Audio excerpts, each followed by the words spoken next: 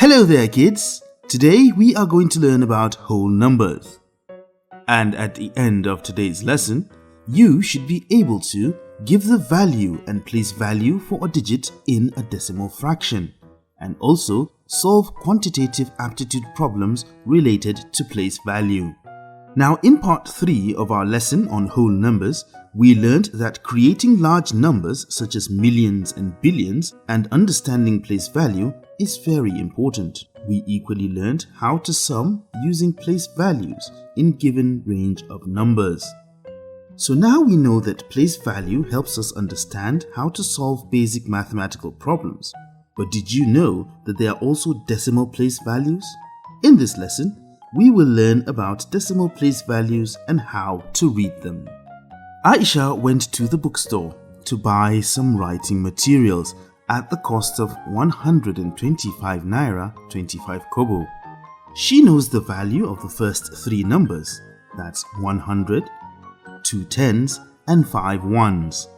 She knows this because she understands place value, which is the value of each digit according to where it's positioned within the number.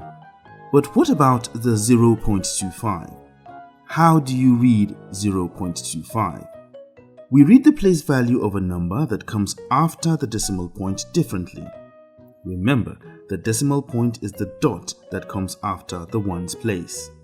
In this number, that is 125.25, the decimal point comes after the ones place. The place values to the right of the decimal point are called decimal place values. These are numbers that are a portion of the number 1, like 1/2, 1/2, or 1/4, 1/4. Now take a look at this chart. As you can see from the place value chart, the first number after the decimal is the tenths place, which is not to be confused with the tens place.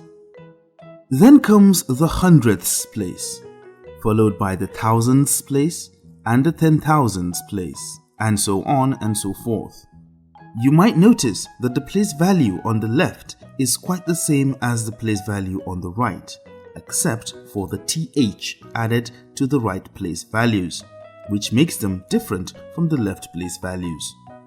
While the place values in our chart stops at 10,000ths, we can actually have a countless number of digits after the decimal point. Now let's return to our writing material example. Aisha now has to pay 125 naira 25 kobo. Let's find its place value in our chart to see how much she needs to pay.